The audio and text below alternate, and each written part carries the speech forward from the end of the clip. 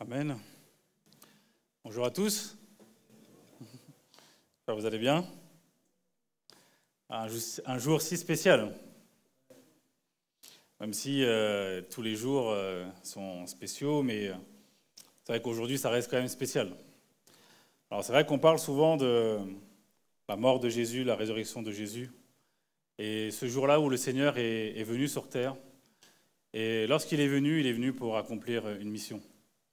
Et dans sa mission aussi, il a accepté aussi de souffrir pour nous. Il a pleuré pour chacun d'entre nous. Et il a accepté aussi de se faire humilier aussi pour chacun d'entre nous. Alors Jésus, lorsqu'il était dans son chemin de croix, il a aussi accepté d'être seul dans cette souffrance, afin que chacun d'entre nous, on puisse avoir accès à la vie éternelle. Et si la Pâque n'était pas seulement pour te sauver? Et si la Pâque n'était pas seulement pour te sauver? Jésus a fait aussi ce chemin de croix pour chacun d'entre nous, nous soyons équipés. Parce que la résurrection de Jésus annonce aussi que maintenant, il nous laisse avec une mission. Il nous laisse un appel. Et Jésus a dû ressusciter pour que chacun d'entre nous, nous soyons équipés. Avant de commencer mon message, j'ai une question à vous poser. Et tous ceux qui ont la réponse, je vous inviterai à vous mettre debout. Il n'y a pas de piège, hein. On ne piège pas les gens ici, ok? Quels sont ceux qui connaissent leurs dons? Je vous inviterai à vous mettre debout. Qui connaît son don? Il n'y a pas de piège, hein. Tous ceux qui connaissent précisément leurs dons, je vous inviterai à vous mettre debout.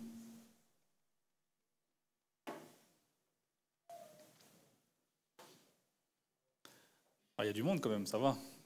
Je vous inviterai à vous regarder, vous allez voir que ceux qui se sont levés, il y a des noirs, des blancs, des hommes, des femmes, peut-être des jaunes, des verts, moi je ne les vois pas, mais on voit que le Seigneur a donné pas mal de dons. Ceux qui sont assis et que vous avez accepté Jésus dans votre vie, vous aussi vous avez des dons.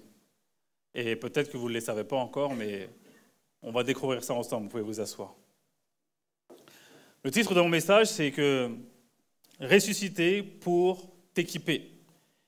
Il est sorti du tombeau pour t'équiper. Voilà un message qu'on annonce à la Pâque. C'est vrai qu'on parle de la mort et de la résurrection de Jésus, mais on va parler maintenant de l'objectif aussi de cela. Ok, c'est pour qu'on soit sauvés, mais il est ressuscité aussi pour que chacun d'entre nous, nous soyons équipés pour la mission qu'il nous a laissée. On va lire un texte dans la parole de Dieu dans Éphésiens chapitre 4, versets 7 à 8.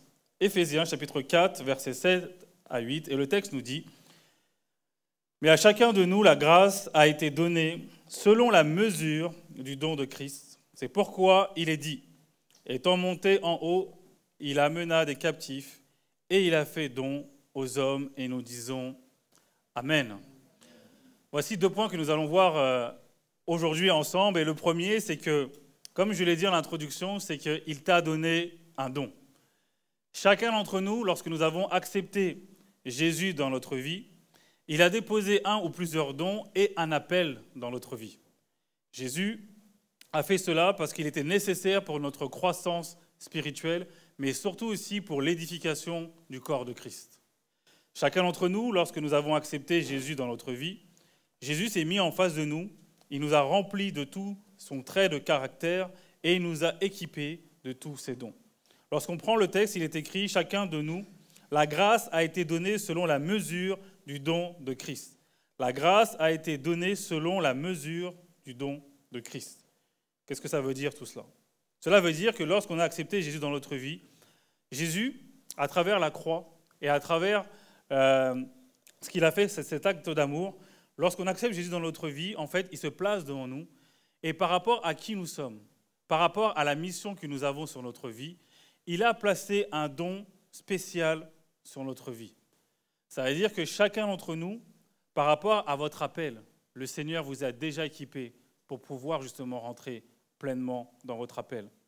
Et à travers cet acte d'amour, ce qui est extraordinaire, c'est que personne ici devrait penser un seul instant que le don qu'il a reçu, c'est un don qui est aléatoire, que c'est un don qui a pour but de pouvoir être égal à quelqu'un d'autre, que personne ne croit que le don qu'il a reçu, c'est un don que lui-même il aurait choisi tout seul. Le don que le Seigneur nous accorde, c'est un don qui est vraiment bien spécifique et adapté pour chacun d'entre nous. Alors le texte nous dit que Christ dit qu'il a fait le don de Christ. Qu'est-ce que ça veut dire? Quand on parle dans la Bible, il y a deux types de dons. Il y a ce qu'on appelle le don de Christ et les dons spirituels. Et à la croix, Jésus, lorsqu'il est ressuscité, c'est pour nous donner le don spirituel et le don de Christ. Difficile à comprendre. Le don de Christ, quand on regarde dans la parole de Dieu pour différencier un peu ces deux dons, le don de Christ, le mot en grec qui est utilisé, c'est dorera. Dorera, ça signifie la générosité de Dieu. Ce qui signifie que Dieu, en fait, comme nous l'a dit tout à l'heure Love, c'est qu'en fait, Dieu, il est dans la générosité. Il a donné son Fils unique afin que quiconque croit que le Seigneur Jésus va lui emmener dans la vie éternelle. C'est une assurance que le Seigneur te donne. Lorsqu'il a donné son Fils unique, c'est un don qu'il te donne gratuitement sans rien attendre en retour. Qui pourrait donner son seul Fils unique pour quelqu'un qui ne le mérite pas? Qui pourrait le faire? C'est un acte d'amour qui est gigantesque pour chacun d'entre nous.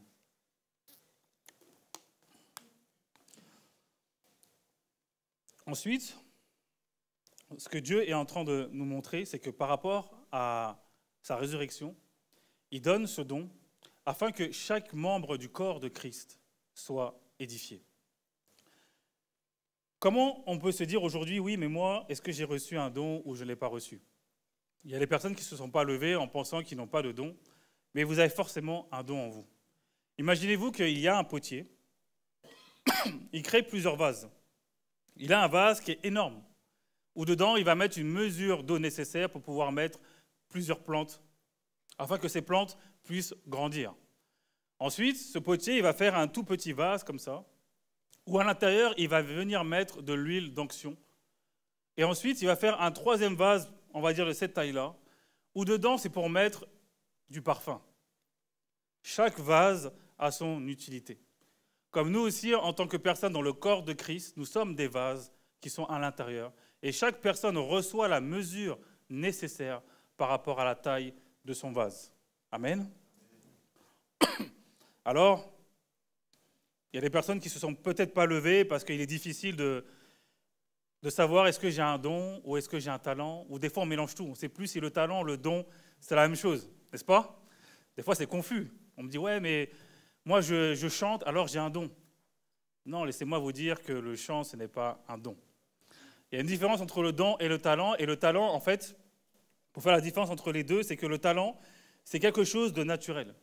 Par exemple, si je ne chante pas ou je ne sais pas chanter, je peux prendre des cours de chant et je pourrais après avoir un niveau qui me permet de chanter au moins juste. Peut-être pas être un grand chanteur, mais je vais pouvoir prendre des cours, des formations pour pouvoir justement être un bon chanteur. Le don spirituel, totalement différent, c'est que lui, il ne démarre pas dans le naturel, mais il démarre toujours dans le surnaturel de Dieu. Voilà la différence entre les deux. Dès lors où je dois faire une action qui est dans le naturel, je suis dans le talent. Mais donc, dès que ça part dans le surnaturel, je suis dans le don. Amen. Comme on a pu le voir tout à l'heure, quand j'ai parlé de dons spirituels qui en avaient reçu quand vous êtes levés, on a vu qu'il y avait plusieurs origines, mais on a vu aussi qu'il y avait des hommes et des femmes qui se sont levés. Alors pour les hommes qui sont ici avec moi dans l'église, la cuisine, ce n'est pas un don spirituel. Amen. Pourquoi j'ai dit cela? Parce qu'on peut se demander, mais quels sont les différents dons que le Seigneur nous a laissés, que le Seigneur nous a équipés? Quels sont les dons qu'il nous a réellement donnés pour qu'on puisse justement les utiliser pour le corps de Christ?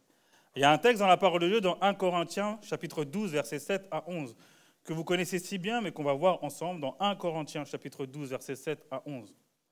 Le texte nous dit « Or, à chacun, la manifestation de l'Esprit est donnée pour l'unité commune. En effet, à l'un est donné par l'Esprit une parole de sagesse, à un autre une parole de connaissance, selon le même Esprit, à un autre la foi, par le même Esprit, à un autre le don de guérison, par le même Esprit, à un autre le don d'opérer des miracles, à un autre la prophétie, à un autre le discernement des esprits, à un autre la diversité des langues, à un autre l'interprétation des langues. Un seul et même Esprit opère ces choses, les distribuant à chacun en particulier comme il veut. Et nous disons Amen. C'est un bon Amen, ça. Alors, au niveau de ce verset, ce qu'il faut savoir, c'est que Jésus, lorsqu'il est venu nous équiper, comme je l'ai dit, chacun d'entre nous, il a distribué des dons. Ces dons, on peut les classer par 3 catégories. La première catégorie, c'est ce qu'on appelle le don de révélation. Le don de révélation, ici, transmet une connaissance, une révélation surnaturelle directement de Dieu. Dans les dons de révélation, il y a la parole de sagesse, la parole de connaissance. Il y a aussi le discernement des esprits. Ça, c'est ce qu'on appelle le don de révélation. Ensuite, il y a la deuxième catégorie des dons qui va être les dons de puissance. Ces dons démontrent la manière visible et surnaturelle, la puissance et l'autorité de Dieu. On peut appeler ça, il y a les dons de foi, il y a les dons de guérison et il y a les dons d'opérer des miracles qui sont dans cette catégorie de dons de puissance. Ensuite, il y a les dons d'expression qui va être des dons qui sont là pour communiquer les paroles inspirées, destinées à l'édification et à l'exhortation et à la consolation des chrétiens. Ce sont les dons prophétie, les dons des langues et les dons d'interprétation des langues. Et là, on a vu dans cette liste-là que la cuisine ou le chant n'est pas un don. Amen. Maintenant, ce que Dieu attend dans le corps de Christ, et pour cela qu'il nous a équipés, c'est que nous sommes quand même obligés de mettre nos talents et nos dons à disposition dans le corps de Christ. Je vais donner un exemple que j'ai donné ce matin, si je prends le cas de Johan, par exemple. Johan, qui est ici présent, qui a conduit la louange, il y a eu une préparation qui est énorme pour pouvoir apporter ce temps de louange. Il y a eu toute une formation derrière aussi pour qu'il puisse atteindre ce niveau-là de chant. Mais Johan a décidé de prendre ce talent pour le mettre à la disposition du maître. Et lorsque Johan y chante, ce n'est pas le don qui se manifeste, mais c'est le talent. Et ce que le Saint-Esprit il fait, c'est que parce que Johan il prend son talent pour le mettre à disposition du maître, alors le Saint-Esprit prend le talent, le fait passer du naturel au surnaturel de Dieu, afin qu'il puisse édifier le corps. Maintenant, lorsque Johan il chante, il peut s'arrêter à un moment donné, et là le Saint-Esprit va venir activer le don qui est en lui. Il peut avoir une parole de connaissance, il peut mettre un temps de guérison, mais là c'est le don spirituel de Dieu qui se manifeste. Et lorsque le talent et le don se mettent ensemble pour pouvoir justement servir le maître, et là il y a toute une autorité, l'autorité de Dieu qui vient s'installer, et tout le monde est édifié. Amen. Alors comme on a pu le voir, c'est que les dons spirituels, normalement c'est pour tout le monde. Il y a des personnes qui ne se sont pas levées parce qu'ils ne savaient peut-être pas ce que c'était le don spirituel. Maintenant, si je repose une nouvelle fois la question, que toutes les personnes qui ont un don spirituel se mettent debout. Vous pouvez vous mettre debout. Hein. Vous pouvez vous mettre debout, ce n'est pas un piège.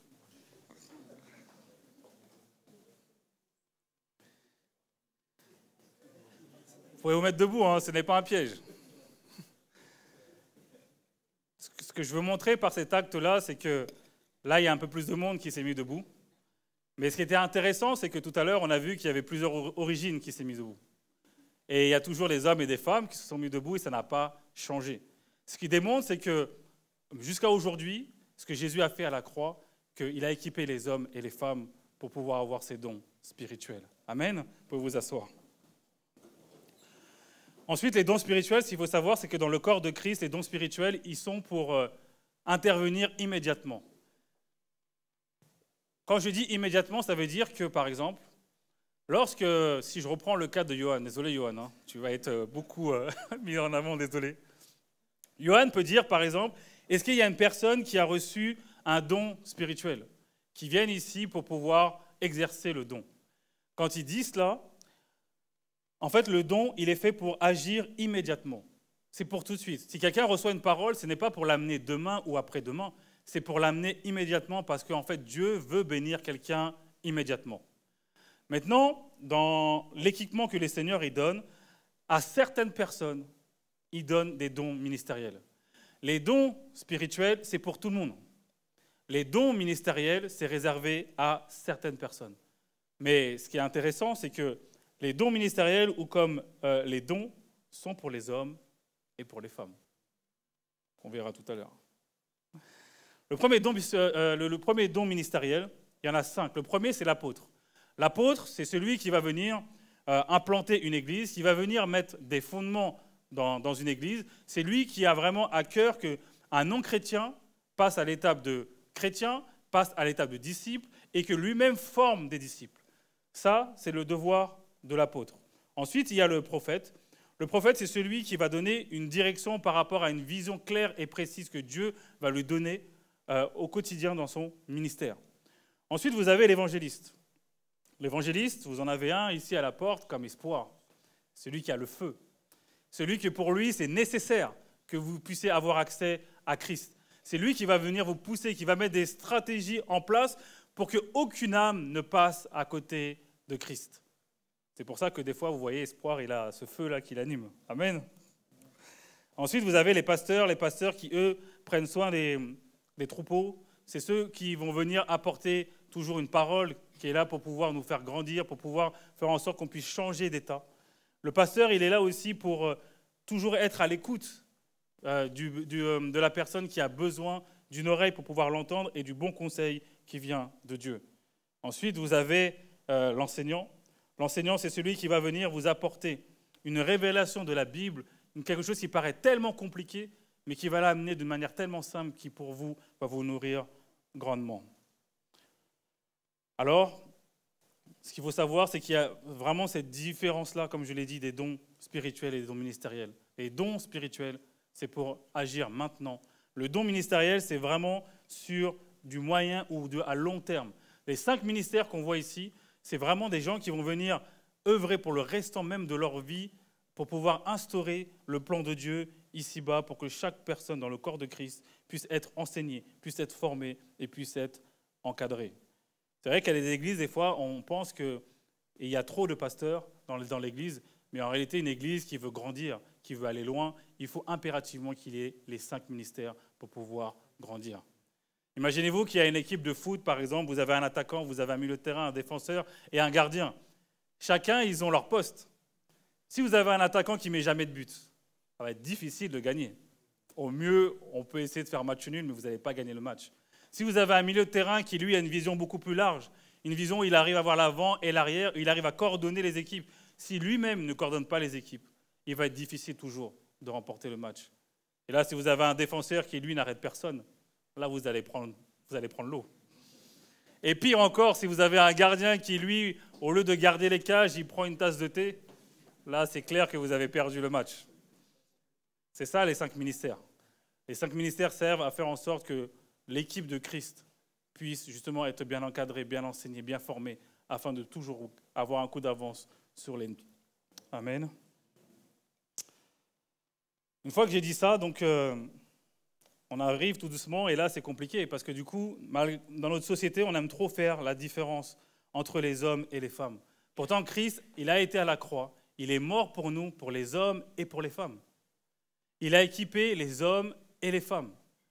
Pourtant, dans le monde où on vit aujourd'hui, il y a des nouveaux mots qui sortent. Maintenant, on entend le ministère de la femme. Donc il y a un ministère pour les hommes et un ministère pour la femme. Or que la parole de Dieu déclare qu'il n'y a qu'un seul ministère. Merci les femmes, parce que les hommes, je ne vous entends plus trop. Si on reprend notre texte de base dans Éphésiens chapitre 4, versets 7 à 10, il est écrit « Mais à chacun de nous la grâce a été donnée, selon la mesure du don de Christ, c'est pourquoi il est dit « Étant monté en haut, il a emmené des captifs et il a fait des dons aux hommes. » Il y a bien écrit « aux hommes » et en plus avec un petit H. Autrement dit, on va dire que là, en fait, ça ne concerne que les hommes mâles, du coup. Du coup, les femmes, vous n'avez rien. Mais en réalité, ce mot-là, pourquoi je l'ai mis en jaune? Parce qu'en fait, quand on regarde la version grecque, ce mot signifie, en réalité, c'est pour toute l'humanité. Anthropos, ça signifie que c'est pour toute l'humanité et pas que les hommes mâles. Dieu a donné ses dons pour toute l'humanité, tous ceux qui veulent venir à lui et l'accepter dans sa vie. La parole de Dieu déclare qu'il n'y a ni homme ni femme, car vous tous, vous êtes en Jésus-Christ. Il est sorti du tombeau pour équiper les hommes et les femmes. Amen. Alors, gardez bien en tête que lorsque vous acceptez Jésus dans votre vie, chacun de vous, Dieu a forcément déposé des dons et un appel sur votre vie. Alors, maintenant, le Seigneur il nous dit aussi qu'il faut savoir que les dons spirituels qu'il nous a donnés, ce n'est jamais pour nous. C'est là où c'est difficile. C'est que les dons qu'on a, ce n'est jamais pour nous. Personne ne peut dire que les dons que j'ai, je vais le garder pour moi. Que le don que j'ai, je ne vais pas l'utiliser pour les autres. Ou alors que quelqu'un pense qu'il devient une star spirituelle parce qu'il a un don extraordinaire. La parole de Dieu déclare que les dons ne sont pas pour nous. C'est difficile, hein? C'est-à-dire que celui qui a le don de guérison ne peut pas se guérir. Celui qui a le don de guérison ne peut pas se guérir. Imaginez-vous que vous avez un pommier qui produit beaucoup de fruits. L'arbre lui-même ne peut pas manger les fruits, on est d'accord. Mais par contre, tous ceux qui s'approchent de l'arbre vont pouvoir manger de ce fruit. Et c'est la même chose pour nous aussi, c'est que tous les dons que nous avons servent justement au bien du corps de Christ. Et pour que ces dons puissent être utiles pour les autres, ils doivent être utilisés dans le même amour que Dieu nous a montré dans Jean 3,16. Souvent, en fait, entre nous, on a un amour philéo, comme il est dit dans la parole de Dieu. Ça veut dire que Théodore, je t'aime parce que tu es beau, parce que tu parles bien, mais ça, c'est de l'amour. C'est pas le véritable amour que Dieu parle. Ça, c'est au niveau humain seulement. Mais ce que Dieu attend, c'est que chacun d'entre nous, on aime l'autre bien au-delà de ce qu'on pourrait penser en tant qu'être humain. Ça veut dire que s'il y a quelqu'un dans le corps de Christ qui me fait du mal, quoi qu'il arrive à l'intérieur de moi, je dois l'aimer bien au-delà que de la souffrance, bien au-delà de ce qu'il m'a fait. Parce que le don que j'ai, il est pour lui et il n'est pas pour moi. Ensuite, ce qui est aussi intéressant dans le corps de Christ, c'est que quand on parle de corps, c'est comme notre corps à nous. Notre œil est là pour orienter le corps. La main est là pour saisir ce que le corps ne pourrait pas prendre lui-même. Et les pieds sont là pour faire avancer le corps. C'est pour ça que chacun d'entre nous, nous avons été équipés par des dons particuliers afin de pouvoir nous édifier les uns et les autres et que chacun soit une source de bénédiction pour l'un et pour l'autre. Et c'est pour ça que le don, pour qu'il puisse s'activer en nous, et c'est ça que le Seigneur Jésus nous a montré à travers de la croix, c'est qu'en fait, on doit être au service des autres pour que le don puisse se manifester. Lui-même, il est venu sur terre pour souffrir, or qu'il n'avait pas l'utilité de le faire.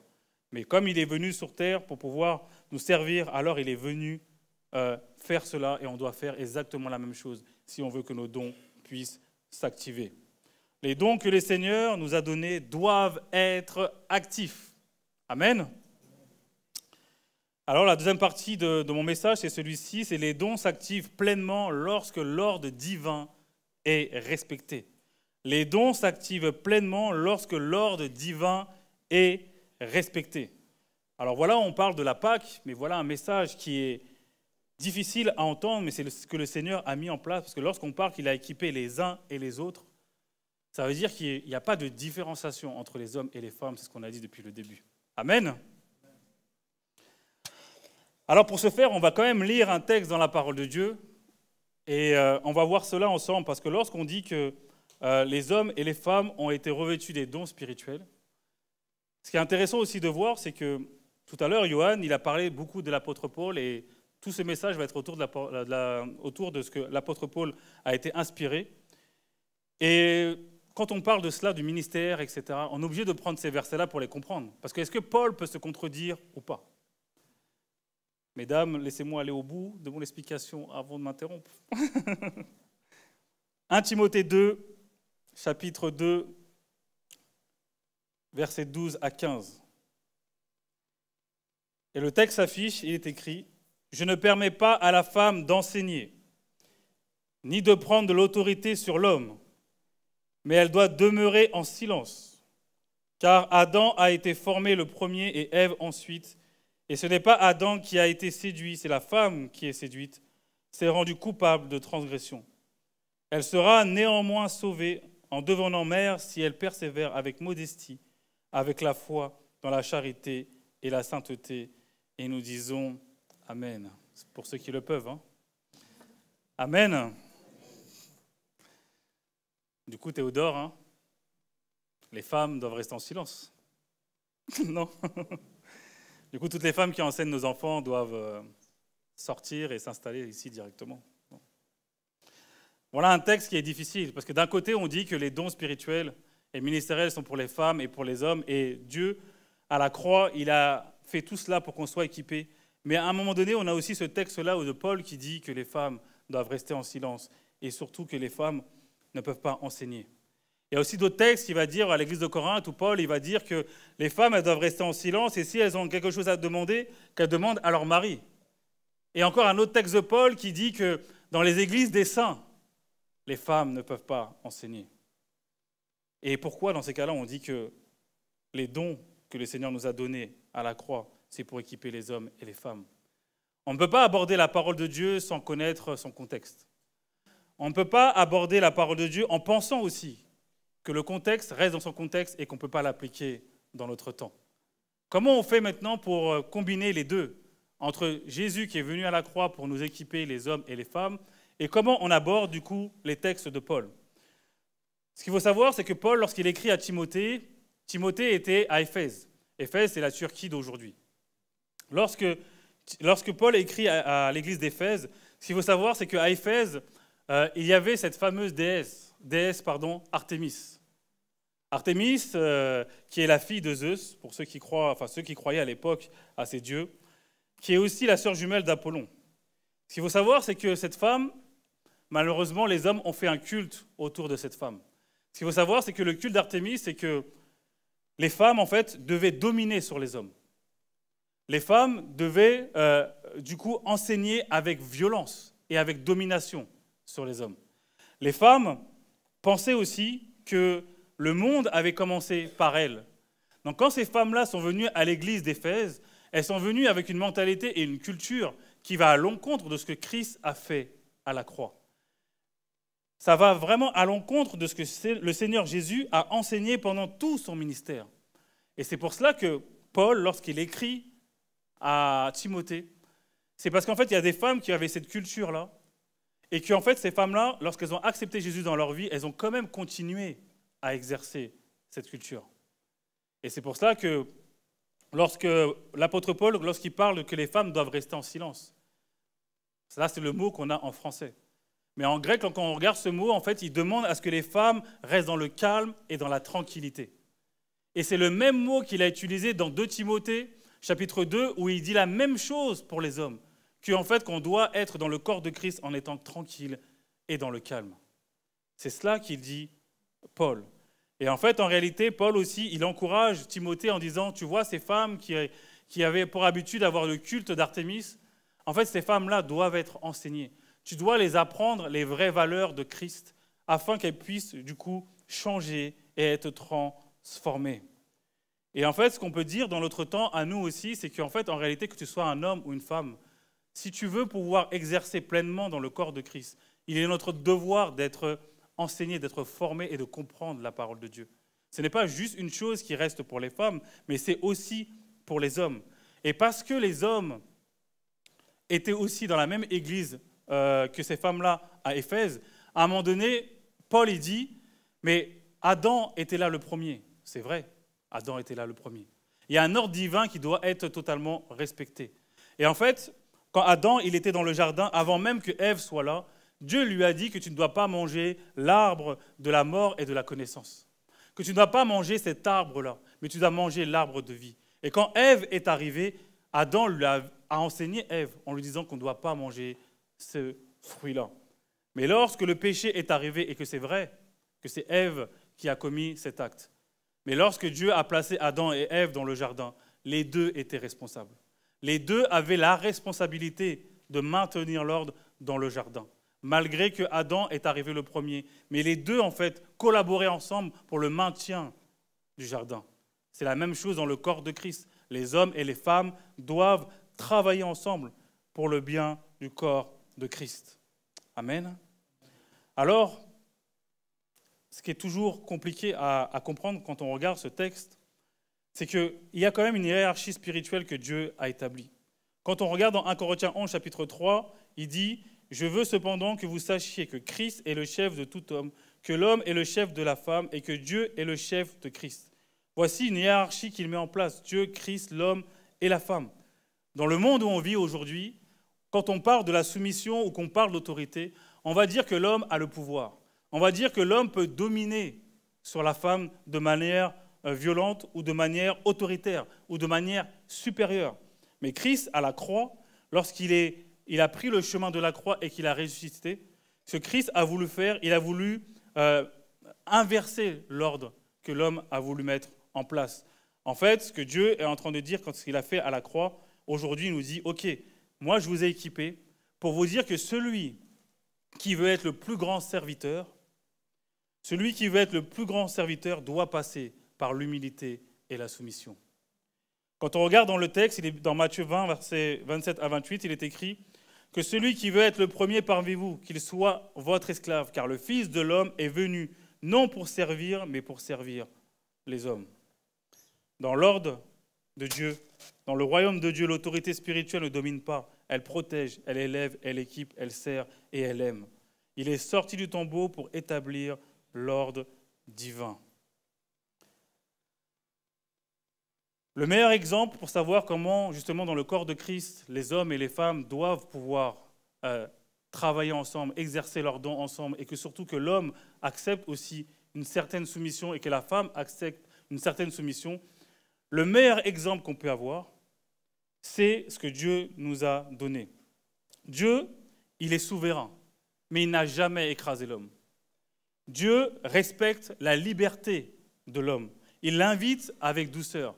Il est conscient des dons qu'il a mis à l'intérieur de l'homme. Le Père, le Fils et le Saint-Esprit sont égaux de nature, mais ont une fonction différente. Jésus se soumet volontairement au Père sans être inférieur à lui. Il est de même pour l'homme et la femme. Cela veut dire que l'homme, parce qu'il est soumis à Christ, il doit accepter que la femme, elle aussi, elle a des dons spirituels. Que la femme aussi, elle a un appel qui a été déposé sur sa vie par Jésus. Parce que Jésus est passé à la croix afin que les femmes puissent servir le corps de Christ. Amen. Les femmes, elles aussi, doivent être dans ce cadre-là de la soumission. Et la soumission qu'on parle, ce n'est pas que l'un annule l'autre, mais c'est que la femme reconnaisse que chez l'homme, il y a aussi un appel et des dons qui ont été posés sur sa vie. Les deux cohabitent ensemble, les deux collaborent ensemble. Et l'un doit se soumettre à l'autre. L'écoute respectueuse, le soutien mutuel, mais surtout la nécessité de comprendre que l'autre a des dons, l'autre a un appel. Et je vais l'accompagner avec de l'humilité pour qu'elle puisse justement exercer, ou il peut exercer ses dons et ses talents afin qu'il rentre pleinement dans son appel. Imaginez-vous qu'il y a un homme et une femme qui possèdent plusieurs dons, comme on l'a ici même aujourd'hui, que deux personnes vont faire de l'escalade. Lorsqu'ils vont faire de l'escalade, il y a peut-être que l'homme, lui, il a beaucoup plus de force. Il est capable d'aller prendre des chemins un peu plus risqués, etc. Ensuite, il y a la femme qui, elle a une vision beaucoup plus large. Elle a une souplesse qui est beaucoup plus importante que l'homme. Mais les deux doivent arriver à la même destination. L'un et l'autre vont se soutenir afin d'arriver au but final. C'est pareil dans le corps de Christ. C'est que moi, je peux avoir des dons spirituels. Mais par exemple, Love peut être là aussi pour pouvoir emmener l'Église à un endroit où moi-même, je ne pourrais pas le faire. Chaque personne ici est très important dans le corps de Christ. Amen. Et là où la parole de Dieu est assez claire, c'est que même si Paul, il a dit cela, pourquoi le contexte est important? Parce que Paul lui-même, il a formé des femmes. Paul lui-même, il s'est soumis à Christ. Paul lui-même, il a vu qu'il y avait des femmes qui avaient des dons spirituels et des dons ministériels dans leur vie. Lorsqu'on regarde, par exemple, Priscille, qui est la femme d'Aquilas, elle a été formée par Paul. Et à un moment donné, Paul, lui, quand il a formé Priscille, il y a un homme qui s'appelle Apollos. Apollos, c'était un théologien qui était vraiment très cultivé. Il avait une culture énorme. Mais à un moment donné, dans sa manière d'enseigner, il enseignait des choses qui n'étaient pas justes. Et là, Priscille, qui était mariée avec Aquilas, Priscille s'aperçoit que Apollos, qui est un grand théologien. Souvent, on dit que Paul a planté et que Apollos lui-même a arrosé. Ce qui veut dire, c'est qu'il avait une connaissance qui était énorme, mais il s'est laissé reprendre par Priscille, parce qu'il avait remarqué qu'en Priscille, que Dieu avait donné des dons qui étaient aussi les mêmes que les siens. Alors, il a accepté d'être enseignable. Par humilité, il a accepté d'entendre Priscille, ce qu'elle avait à lui dire. Et son mari, Aquilas, qui lui-même aussi est soumis à Christ. Il a vu qu'en sa femme, qui avait un don de l'enseignement, alors il a laissé sa femme enseigner un grand homme comme Apollos. C'est ça que Christ attend de nous dans le corps de Christ. C'est qu'on doit s'aider les uns les autres, aller encore beaucoup plus loin spirituellement. Il y a d'autres femmes dans la Bible, on ne va pas tous les parcourir, mais vous avez Junia, par exemple, qui a manifesté un ministère apostolique, qui a participé aux premières implantations d'église, et elle-même a été enseignée par Paul. Chaque personne, n'oublions pas, nous avons reçu quelque chose de Dieu. Amen. Alors, dans le corps de Christ, nous devons garder à l'esprit, comme dans Éphésiens chapitre 5, verset 21, la parole de Dieu déclare « Soumettez-vous les uns aux autres dans la crainte de Christ. Personne ne domine, mais chacun s'humilie devant l'autre. Le pasteur respecte les anciens respectent les membres respectent tous les membres du corps, les maris aiment leurs femmes, les femmes respectent leurs maris, les enfants obéissent à leurs parents. C'est ça l'ordre divin que Dieu a établi. Alors, pourquoi Dieu donne tous ces dons? Afin que dans l'Église, il y a toujours la paix, la solidarité, que la croissance spirituelle de chacun continue, mais que surtout, que notre Dieu se glorifie au milieu de nous. Amen. Alors c'est vrai que dans le ministère, par moments, en fait, il y a des personnes qui pensent que « Ah oui, mais en fait, je peux exercer mon don que si je viens ici à la chair. » Mais laisse-moi te dire que non, ton don, tu dois le manifester là où tu es. Tu peux manifester ton don, par exemple, dans des groupes, tu peux le manifester au travail, à l'extérieur, mais ton don doit toujours être actif, parce qu'on a dit au début que ton don, il est pour les autres et pas pour toi. Alors tu es, du coup, un canal de bénédiction, et c'est pour ça que Jésus a été à la croix pour nous, pour que chacun d'entre nous, on soit ce canal où Dieu peut se déverser à travers nous pour bénir les autres. Amen. Alors on arrive progressivement à la fin de mon message, et laissez-moi vous partager un court témoignage. Concernant Espoir, moi, Espoir, je ne le connaissais pas avant. C'est vrai que j'avais déjà entendu parler d'Espoir, mais je ne le connaissais pas. Je sais que c'était un évangéliste qui a le feu, que lorsqu'il est présent, tu sais qu'il est présent, mais c'est parce que c'est un évangéliste. Il veut que les gens aient accès à Christ. Alors, l'année dernière, on avait un page congrès, et j'étais avec justement Espoir, mais je ne le connaissais pas du tout. Alors que je vois Espoir manifester son ministère au sein des jeunes, et les jeunes ont été bénis, et moi j'ai trouvé ça extraordinaire. À un moment donné, Espoir, il reçoit une parole de connaissance. La parole de connaissance, elle disait qu'il y a un homme qui a un ulcère à l'estomac, et que le Seigneur a prévu de le guérir aujourd'hui. Ce qui est paradoxal, c'est que lorsqu'il dit cette parole-là, moi, je sais que le Seigneur m'a dit que cet homme-là n'est pas présent. Et là, il se passe deux choses, parce qu'un côté, Espoir, il reçoit la parole de connaissance, et de deux, moi, je reçois cette parole où, effectivement, il y a un homme qui a besoin d'entendre cette parole, mais cet homme-là n'est pas présent. Et donc, du coup, effectivement, Espoir, il fait son appel, et personne ne se lève. Cet homme-là ne se lève pas parce qu'il n'est pas présent. Moi, je ne connaissais pas Espoir, je ne suis pas allé le voir, et je me suis dit, Seigneur, je ne sais pas pourquoi tu as provoqué cela. Je sais qu'il y a un enseignement à tirer pour Espoir et pour moi. Mais je sais que quand tu fais ça, quand c'est un peu flou comme ça, je sais qu'il y a quelque chose que tu vas faire. Et dans l'après-midi, Espoir, il reste dans l'obéissance, il reste dans la persévérance. Et là, il dit encore cette parole que le Seigneur lui a mis à cœur. Il y a un homme ici qui a un ulcère à l'estomac et que le Seigneur veut le guérir. Et là, cet homme se lève. Cet homme se lève et s'approche devant Espoir. Et Espoir, il ne me connaissait pas du tout, il me regarde et il me dit « Ismaël, est-ce que tu peux prier pour ce frère ?» Moi, j'obéis, je vais prier pour cette personne. Et ensuite, moi, je quitte le lieu parce que j'ai senti qu'il s'est passé quelque chose d'extraordinaire. Je quitte la chapelle et là, le jeune, il court derrière moi, il me rattrape et tout. Et il me dit « Je veux être reconnaissant que tu as été obéissant par rapport à Dieu. » Parce qu'en fait, je devais venir à la chapelle depuis le matin. Parce que j'ai un problème à l'estomac et j'ai un ulcère à l'estomac. Sauf que toute la matinée, je n'ai pas pu venir parce que j'avais tellement mal au ventre et je me suis dit que ma place ne devait pas être là. Mais par contre, à midi, le Seigneur a mis une impulsion en moi et m'a dit que tu dois venir à ce congrès. Et il m'a dit, si je viens à ce congrès, je vais trouver la guérison. Et parce que je suis venu, j'ai trouvé la pleine guérison et je veux te remercier parce que tu as été obéissant. Et là, quand je vois ça, j'ai appelé Espoir et du coup, avec Espoir, on a parlé de cela. Et ça a été un moment béni parce que le jeune, il a été guéri. Nous, on a vu la manifestation de Dieu. On a vu aussi une incompréhension à un moment donné. Mais au final, on a dit, Seigneur, c'est toi qui fais. Et le Seigneur, il nous a éclairé pourquoi, en fait, il a fait cela. Ce que je veux dire par là, c'est que chacun d'entre nous, des fois, à l'intérieur de nous, le Saint-Esprit, il parle et te dit, tu vois, tu as un tel don, mais manifeste-le. Mais il y a un blocage en toi qui dit, non, mais ce n'est pas le Seigneur qui te parle. Le fais pas. Et du coup, tu n'es pas dans l'obéissance de Dieu. Et du coup, tu as l'impression de ne pas avoir de don, mais en réalité, tu as forcément un don parce que Dieu a été à la croix et l'a ressuscité pour pouvoir t'équiper. Amen. Alors voici 5 attitudes qui vont te permettre de pouvoir libérer le don qui est en toi. La première attitude, même si on le dit très souvent, mais on est obligé de le dire encore et de le rappeler, c'est que tu dois cultiver ta vie de prière et d'intimité avec Dieu.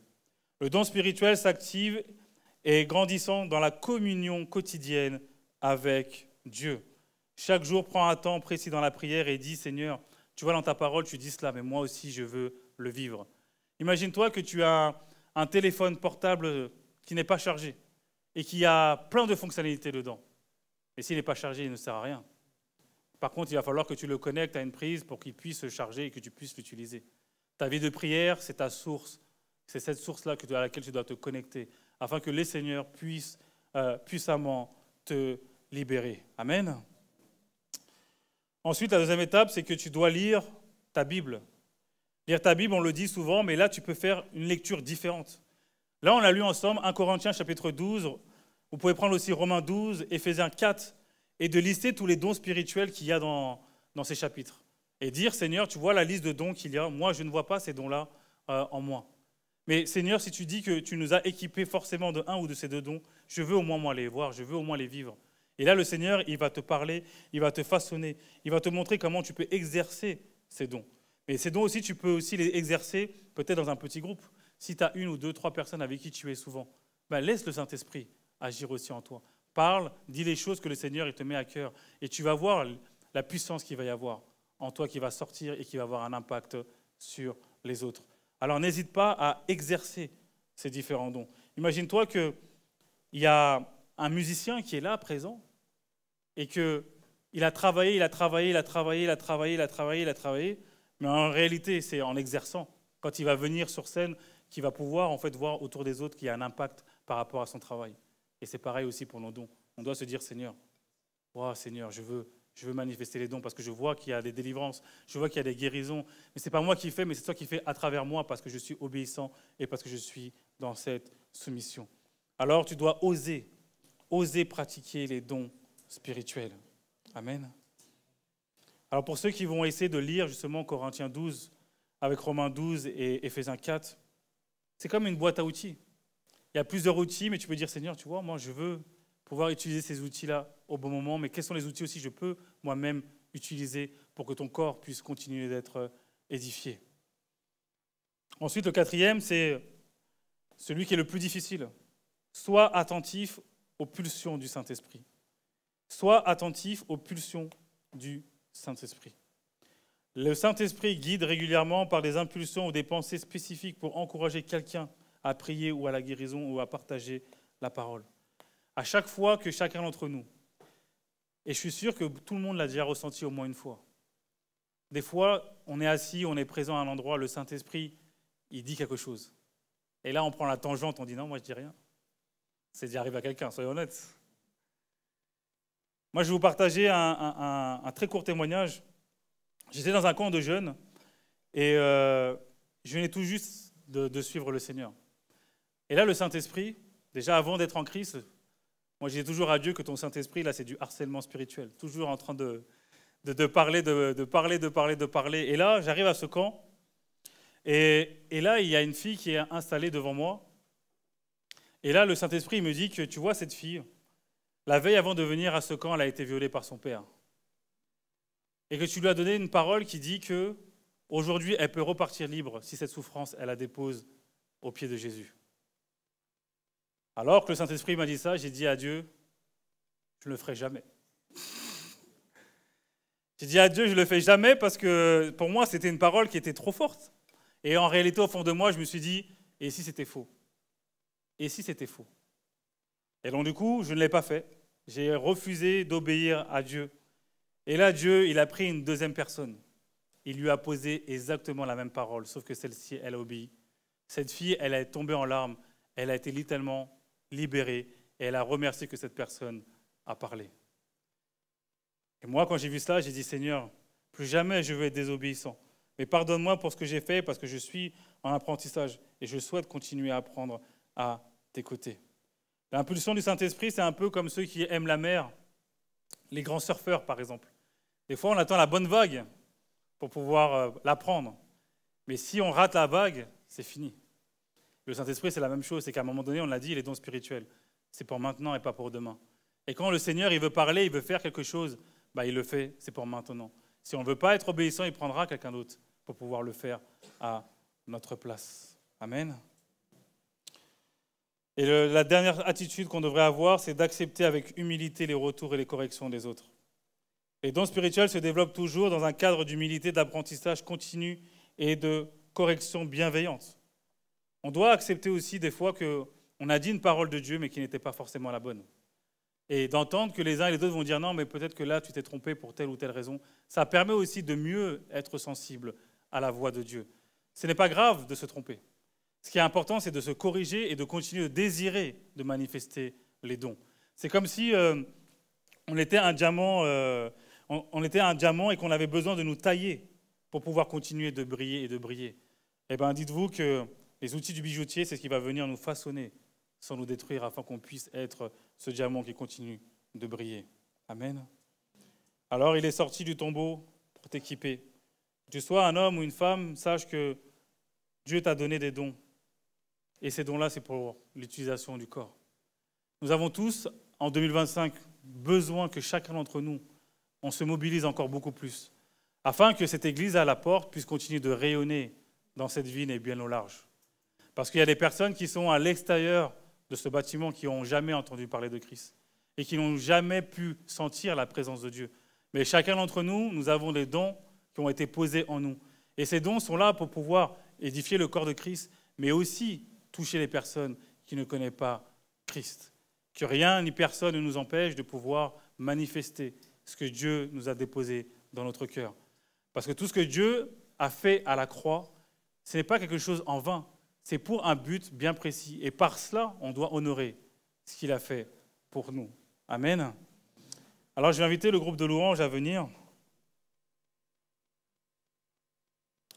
Et je vous invite à fermer les yeux.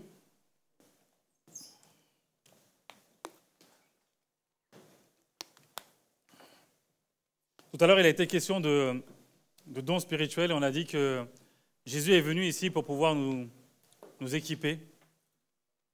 Chacun d'entre nous, nous avons reçu des dons. Et ce matin, je veux prier vraiment pour les personnes qui pensent qu'ils n'ont pas reçu de dons spirituels. Les personnes qui ont du mal peut-être à être sûrs qu'ils ont reçu tel ou tel don. Ce qu'on va faire, et le groupe de louanges va nous emmener, c'est que je vais vraiment inviter toutes les personnes qui souhaitent que ce don s'active en eux à venir devant. Jésus a été à la croix, il a ressuscité pour qu'on soit mieux équipés. Si tu penses que tu n'as pas un don, ou si tu n'es pas sûr du don que tu as reçu de Dieu, lève-toi de ta place et on va prier pour toi. Toute l'équipe des ministères, je vous inviterai à venir. L'équipe d'intercession, si vous êtes là aussi, je vous inviterai à venir. Mais tous ceux qui souhaitent que ce don s'active en eux, honnêtement, approchez-vous et on va prier pour vous.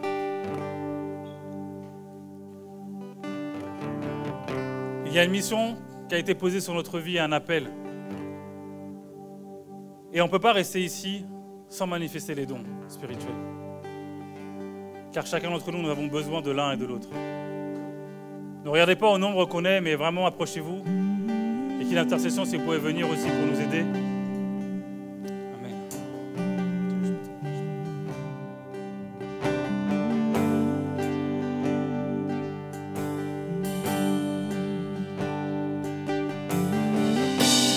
qu'on peut se lever chacun à notre place pour ceux qui restent?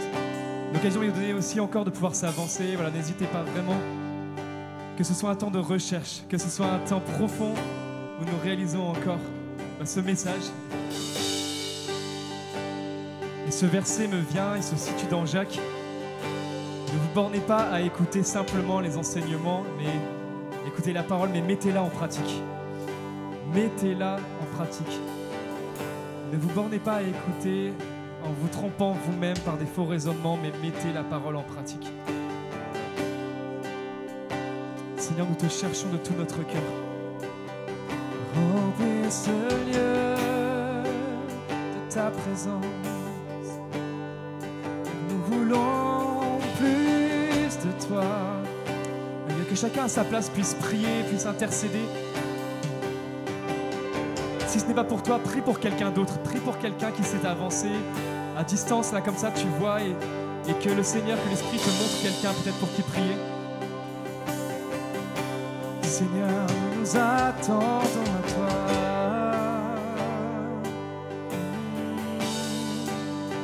Me voici, envoie-moi. Me voici, conduis-moi. Me voici, façonne-moi. Fais ce que tu veux de moi. Je veux consacrer ma vie pour que ton royaume vienne, revêtu de ton esprit. Que les nations se prosternent. Rends-moi sensible à ta voix. Rends-moi sensible à ta voix. Et toujours plus dépendant de toi, Seigneur.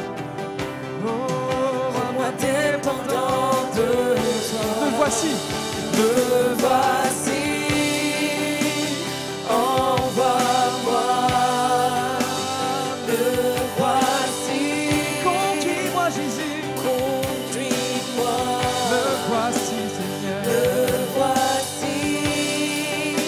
Façonne-moi.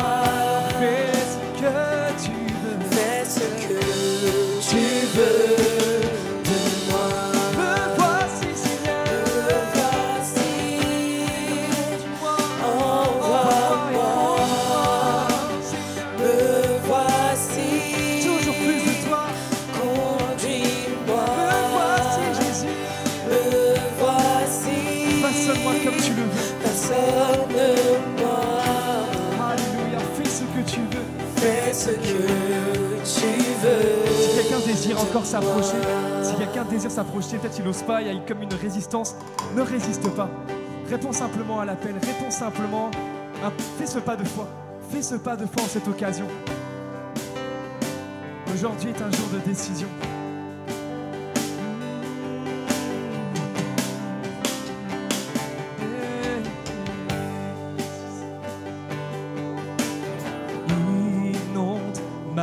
De ta présence, car j'ai tant besoin de toi. Inonde ma vie de ta présence, car j'ai tant besoin de toi. Viens, esprit de révélation. Viens, esprit de révélation. Maintenant souffle sur nous, souffle sur nous. Viens esprit de révélation, souffle sur nous, souffle sur nous. Vous me trouverez. Vous me cherchez, vous me trouverez si vous me cherchez de tout votre cœur. C'est ce que Dieu veut dire à quelqu'un ce matin. Cherche-le de tout ton cœur. N'attends pas que le moment se passe. Regarde passe. Quelqu'un est en train de vivre un moment avec Dieu, mais toi aussi cherche le Seigneur. Toi aussi cherche le roi des rois. Toi aussi. Nous avons besoin de toi. En cet instant, Seigneur, sois le centre. Seigneur, sois le centre de nos vies. Et qu'on s'élève un chant, une mélodie, témoignant de ta grâce infinie. Inonde ma vie, Seigneur. Inonde Ma vie de ta présence. Car j'ai tant besoin de toi. Seigneur, inonde ma vie. Inonde ma vie de ta présence. Seigneur, je veux plus de toi. Car j'ai tant besoin de toi. Envoie ta pluie. Envoie ta pluie, Seigneur. Merci Seigneur Jésus. Ouvre les écluses des... Proclame-le, demande-le. Envoie ta pluie. Envoie ta pluie. Que les écluses des cieux s'ouvrent sur ta vie pour cette année, pour les jours, les semaines, les mois à venir. Que ta foi grandisse. Envoie ta pluie. Alors que la parole de Dieu déclare que dans Romains 19 qu'il a donné des dons et un appel dans la vie de chacun et que cela est irrévocable. C'est-à-dire que rien ni personne ne peut annuler l'appel que Dieu a déposé sur ta vie, mais que personne non plus ne peut enlever les dons que tu as reçus de Dieu. Alors Seigneur Père, nous sommes reconnaissants pour cela, Seigneur Jésus. Merci encore pour ce que tu as fait à la croix, Seigneur Père, et que cet acte d'amour, Seigneur Jésus, tu l'as fait pour que nous ayons accès à la vie éternelle. Mais tu nous rappelles aussi que la mission n'est pas terminée et que tu nous as équipés, Seigneur Jésus.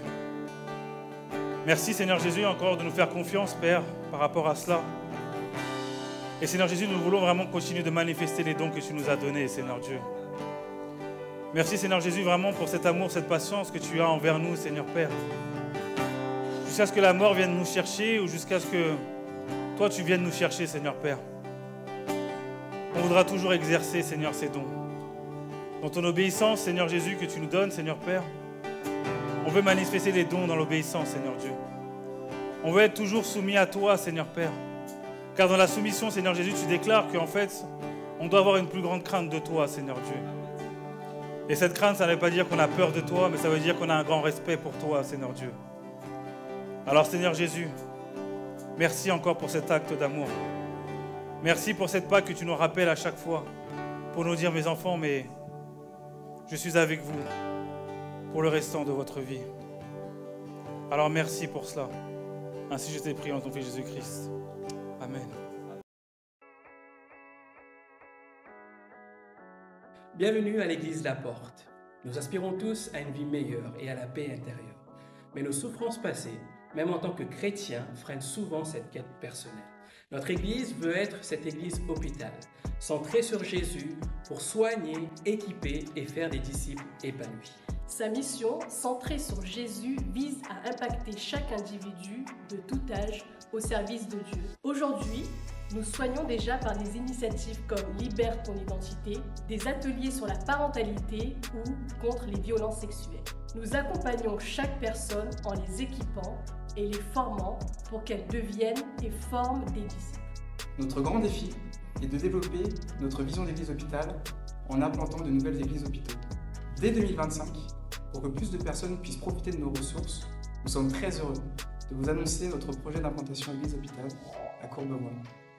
Pour réaliser cette vision de soigner, équiper et envoyer, nous avons besoin de vous.